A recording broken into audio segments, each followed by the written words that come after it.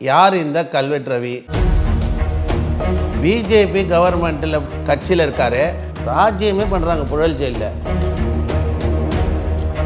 சம்பவ செந்தில் காக்காத்தோப்பு பாலாஜி வந்து கல்வெட்டு ரவியை போடணுன்ட்டு முடிவு பண்ணுறாங்க.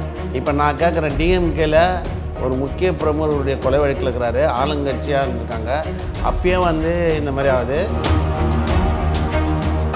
என்கவுண்டர் வந்து இந்த ஃபங்கு குமார், ஆசை தம்பி, வெங்கடேச பண்ணியார், அயோத்தி குப்ப வீரமணி, குரங்கு செந்தில், வெள்ள ரவி உட்பட எல்லாரும் வந்து ஸ்டேட் கவர்மெண்ட்டுக்கு கொடுக்குற அழுத்தத்தால் இவங்க கட்சியில் இருக்கக்கூடிய ஆட்களை காப்பாற்றுறாங்க. புழல் பிளாக்கே வந்து எனக்கு தான் சொந்தம் அப்படின்னு சொல்கிறாங்க. கட்சிக்கு தேவை தொண்டர்களை தவிர குண்டர்கள் இருக்கக்கூடாது. அது எந்த கட்சி, திமுக இருக்கட்டும், அண்ணா திமுக இருக்கட்டும், பிஜேபி இருக்கட்டும், காங்கிரஸ் இருக்கட்டும், எல்லா கட்சியும். உங்கள் சத்யாவில் ஃபுல் மூன் சேல் காலை 9 மணியிலிருந்து இரவு 12 மணி வரை. மே 1 ஒரு நாள் மட்டும். ரெட் நூல் தமிழ் நேயர்ஸுக்கு சமூக ஆர்வலர் சசிகுமார் வணக்கம். இப்போது நம்ம பார்க்க போகிறது பார்த்திங்கன்னா, மிகவும் நார்த்து மெட்ராஸ்லேயே பயங்கரமான ஒரு ரவுடியை தான் பார்க்க போகிறோம். என்ன பார்த்திங்கன்னா, சம்பவ செந்திலே ஒரு நெருங்கிய கூட்டாளி, ரெண்டாவது சம்பவ செந்திலே இவருக்காக நிறைய கொலையை பண்ணுற அளவுக்கு ஒரு நெருங்கினமான ஒரு நம்பர். இவர் பார்த்திங்கன்னா தொடர்ந்து பார்த்திங்கன்னா கல்வெட்டு ரவி என்ன சொல்லக்கூடிய நம்ம நார்த்து மெட்ராஸ் தண்டையார்பேட்டை பகுதியை சேர்ந்த கல்வெட்டு ரவி. யார் இந்த கல்வெட்டு ரவி? எப்படி சம்பவ செந்திலுக்கு கல்வெட்டு ரவிக்கும் லிங்க் ஆச்சுன்றதை தான் இப்போ நம்ம பார்க்க போகிறோம். என்னென்னா, நிறைய பேர் சொல்லியிருக்காங்க, சார் நீங்கள் நார்த்து மெட்ராஸில் எல்லாரையும் பற்றி பேசிட்டீங்க, கல்வெட்டு ரவி மட்டும் பேச மாட்டீங்க. அவர் சென்ட்ரல் கவர்மெண்ட்டில் இன்றைக்கி ஆட்சி ஆளக்கூடிய பிஜேபி கவர்மெண்ட்டில் இருக்க கட்சியில் இருக்கார்.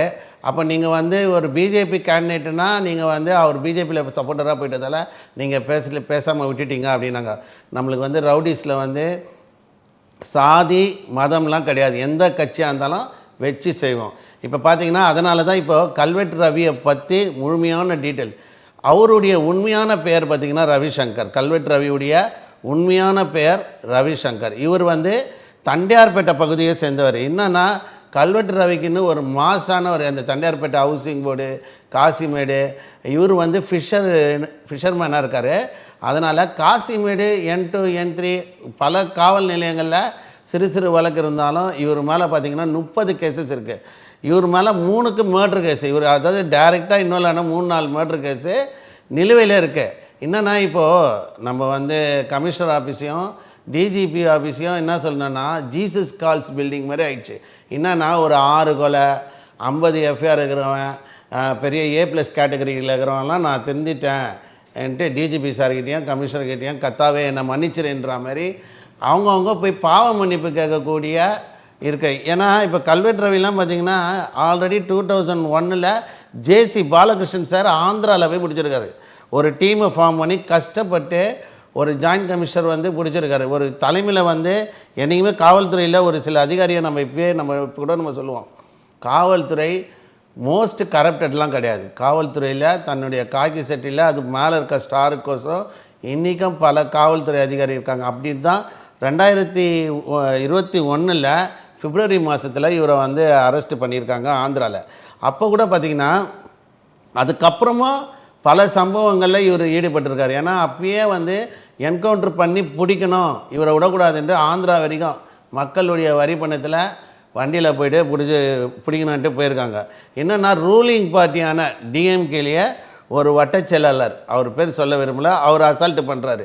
அந்த கேஸ்லேயும் இவர் வந்து ஜோடிப்பு பண்ணுறாங்க. என்னென்னா, கல்வெட்டு ரவிக்கு ஒரு பயம் வந்துடுது. காலங்காலமாக நம்ம ரவுடிசம் பண்ணிகிட்ருக்கோம். ரெண்டாவது, ஏற்கனவே இவர் ஆற்காடு சுரேஷ் கூட தொடர்பில் இருந்தவர். அதனால் ஆற்காடு சுரேஷுடைய வழக்குகள்லாம் பார்த்திங்கன்னா நம்ம சம்பவ செந்தில் அவர் அட்வொகேட்டு நான் சொல்லியிருக்கேன். இன்றைக்கி அதாவது லுக் அவுட் நோட்டீஸ் கொடுத்து தேடப்படுற தமிழ்நாட்டில் முதல் குற்றவாளி, பெரும் குற்றவாளி, அதாவது பிஎஸ்பியுடைய மாநில தலைவர் ஆம்ஸ்ட்ராங் கொலை வழக்கில் முக்கியமான குற்றவாளி இவர் தான், எல்லாருக்கும் பணம் பட்டுவாடா பண்ணியிருக்கா அப்படி சொல்லி தேடக்கூடிய நபருடைய நெருங்கிய கூட்டாளியாக இந்த கல்வெட்டு ரவியை பார்க்குறோம். என்னென்னா, இவர் பார்த்திங்கன்னா மாலைக்கண் சிவம், நார்த்து மெட்ராஸில் ஒரு காலத்தில் மாலைக்கண் சிவம் இருக்கார். ஒரு படத்தில் வந்து ரைட்டுன்னு வாங்க பாருங்கள், ரைட்டு வந்துட்டா போலன்னு, அந்த மாதிரி மாலை சிவத்துக்கு ரைட் ஹேண்டாக இருந்தார். இவர் மேலே 6 குண்டாசு காவல்துறையில் இன்றைக்கும் இருக்குது. இந்த நேரத்தில் என்ன பண்ணுறாரு, ஒரு நிறைய சம்பவம் பண்ணுறப்போ இவங்களுக்குள்ள மோட்டிவேஷன் ஆகுது. ரெண்டாவது ஒரு கட்டத்தில் போலீஸ் வந்து என்கவுண்டர் பண்ணணும் அப்படின்னு முடிவு பண்ணுறாங்க. அதுக்கு பயந்த இவர் என்ன பண்ணுறாரு, அந்த டைமில் பார்த்தீங்கன்னா என்கவுண்டர் வந்து இந்த ஃபங்கு குமார், ஆசை தம்பி, வெங்கடேச பண்ணையார், அயோத்தி குப்பம் வீரமணி, குரங்கு செந்தில், வெள்ள ரவி உள்பட எல்லாரும் வந்து என்கவுண்டர் ஆகிறாங்க. இவருடைய வேத மந்திரம் என்னென்னா அப்பப்போ போய் பதுங்கிடுவார். சமுதாயத்தில் எப்போல்லாம் போலீஸ் வந்து கெடுபிடி போட்டு ஒரு லாக்அப் பண்ணுறாங்களோ அப்போல்லாம் இந்த மாதிரி ரவுடிஸு நாங்கள் தெரிஞ்சிட்டோம் சார், கத்தாவே எங்களுக்கு மன்னிப்பு கொடுங்கன்ட்டு கமிஷனரை கேட்டுருவாங்க. கமிஷனர் தாராளமாக குதிராரு. இப்போ நான் கேட்குற டிஎம்கேல ஒரு முக்கிய பிரமுகருடைய கொலை வழக்கில் இருக்கிறாரு, ஆளுங்கட்சியாக இருக்காங்க. அப்பயே வந்து இந்த மாதிரி ஆகுது. இன்றைக்கும் கல்வெட்டு ரவி வந்து எழுதி கொடுத்துட்டாரு. அப்போ இவ்வளோ முக்கியமான, அதாவது சம்பவ செந்தில் காக்காத்தோப்பு பாலாஜி வந்து கல்வெட்டு ரவியை போடணுன்ட்டு முடிவு பண்ணுறாங்க.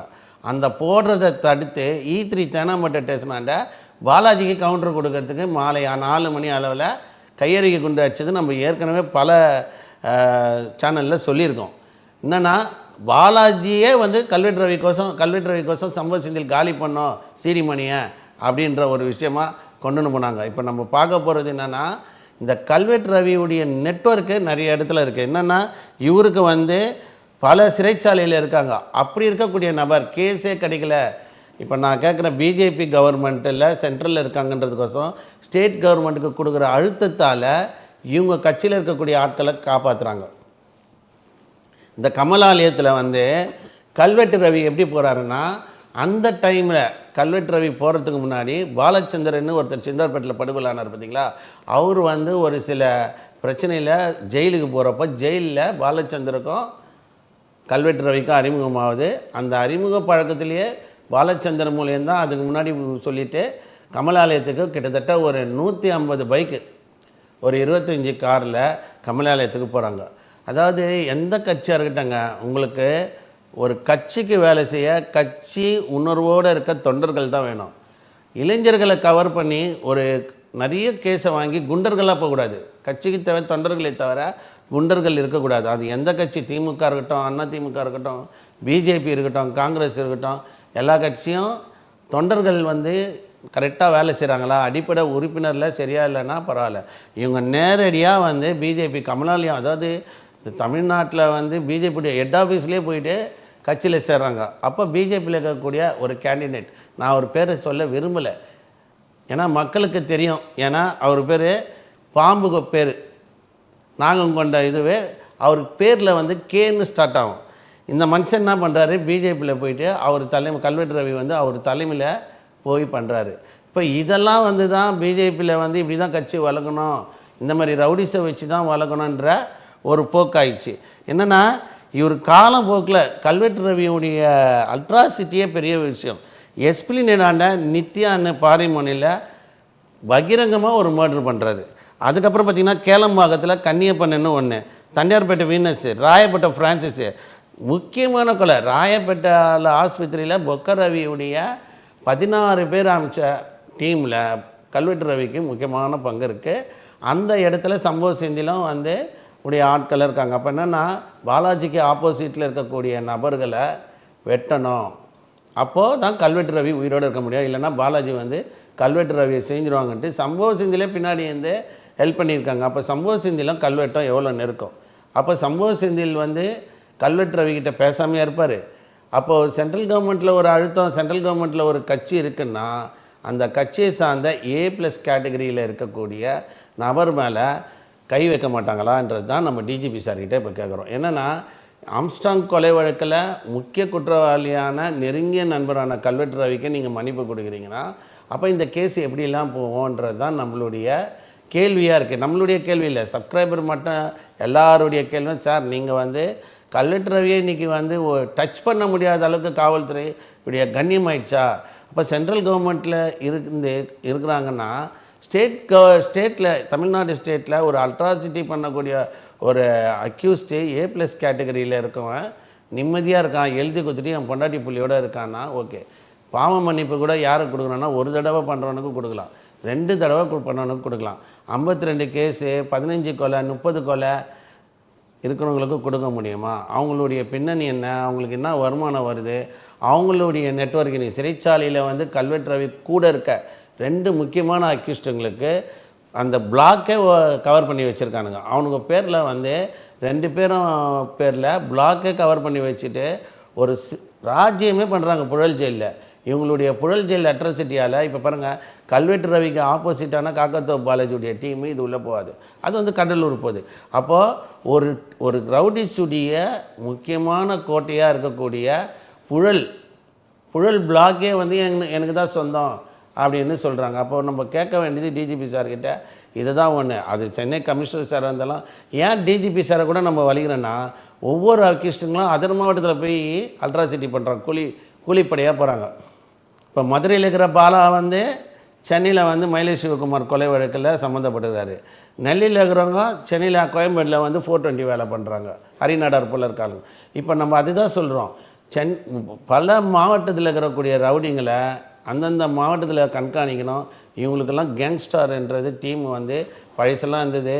இப்போ பார்த்திங்கன்னா போலீஸ் வந்து கண்காணிக்க தவறியதால் தான் இவ்வளோ குற்றம் நடந்தது.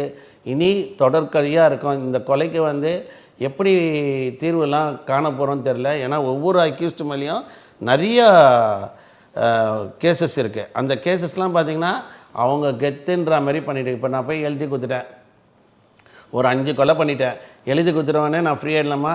110ன்றதே கிடையாதா? புட்டாப்புன்றதே கிடையாதா? அப்போ வந்து 5 கொலை பண்ண நான் நிம்மதியாக இருக்கலாம். என்னால் வந்து 5 பேர் இறந்தாங்க பாருங்கள், அவங்க குடும்பம் இன்றைக்கும் நடுத்தரில் தான் இருக்குது. அதனால் ஒவ்வொரு கொலைக்கும் நீதி கிடைக்க மாட்டேது. ஏன்னா பப்ளிக் வந்து ஒரு சாட்சியே சொல்ல மாட்டாங்க.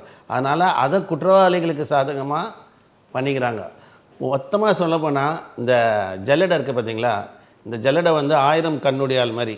எப்படின்னா இந்த ஜல்லடையில் நம்ம சட்டம் என்ன சொல்லுது, 1000 குற்றவாளிகள் தப்பித்தாலும் ஒரு நிரபராதி தண்டிக்கப்படக்கூடாது. அதனால் நாங்கள் ஜெலிக்கிறோன்ற, நீங்கள் ஜெலிக்கிற ஜெலிகளை எல்லா குற்றவாளிகளும் அதில் உள்ளே ஓடிடுறானுங்க. மாட்டிக்கிறதே தற்செயலாக புட்டாப் கேஸில் நிரபராதிங்க தான் மாட்டிக்கிறாங்க. அப்போ என்னென்னா சட்டத்தில் இருக்கும் ஓட்டையை பயன்படுத்தினான்னா ஒருத்தனுக்கு ஒரு வாய்ப்பு ஜட்ஜஸ் கொடுக்குறாங்க, ஹியூமன் ரைட்ஸ் கமிஷன் கொடுக்குது, சிஎம் கொடுக்குறாரு, கவர்னர் கொடுக்குறாருன்னா கூட அவனுடைய ப்ரீவியஸ் பலம், அவனுடைய ப்ரீவியஸ் செயல்பட சொல்லணும். இப்போ கூட நம்ம இவரை பற்றி ஏன் பேசுகிறேன்னா, நிறைய பேர் கேட்குறாங்க, சார் கல்வெட்டு ரவியை பற்றி பேசுங்க, அவரை பற்றி பேச மாட்டிங்களா? ஏன்னா அவருக்கு ஏன் கல்வெட்டு ரவி பேர் வந்ததுன்ற கூட கேட்குறாங்க. ஏன்னா இப்போ குள்ள ரவி, தாடி ரவி, அந்த மாதிரி பொக்க ரவின்னு பேர் வரப்போ அந்த மாதிரி அந்த தண்டையார்பேட்டை பகுதியில் ஒரு சில எப்படி சொல்கிறது, கல்வெட்டில் சில எப்படி இந்த தியாகிகளுடைய மடல்லாம் இருக்குது, அந்த இடத்துல நின்று இவங்க கேதர் பண்ணுறதுலாம் ஏன் அந்த கல்வெட்டாண்டை இருப்பாப்பில் அந்த சாமியார் மடத்தாண்டா அப்படின்ட்டு சொல்ல தான் அவர் பேருக்கு வந்து கல்வெட்டு. 2வது, போலீஸ் எப்போல்லாம் இவங்களெல்லாம் பிடிக்கிறாங்களோ ஒரு ஃபைபர் போட்டு உள்ள கடலுக்குள்ளே போயிடுறாங்க. அந்த கடலுக்குள்ளே போய் போலீஸ் தேட முடியாது. அதனால் போலீஸ் 2 நாள் தேடிட்டு போயிடுறாங்க. அதுக்கப்புறம் இவங்க வழக்கம் போல் வந்து அல்ட்ராசிட்டி வராங்க. குறைஞ்சது கல்வெட்டு ரவியால் ஒரு 3000 இளைஞர்கள் செலவு செய்யப்பட்டிருக்காங்க. அவங்கெல்லாம் ஸ்லீப்பர் செல்லு மாதிரி கீழே கீழே கீழே கீழே கீழே அப்படியே வந்து ஏதாவது ஒரு அஃபென்ஸ் பண்ணுறாங்க.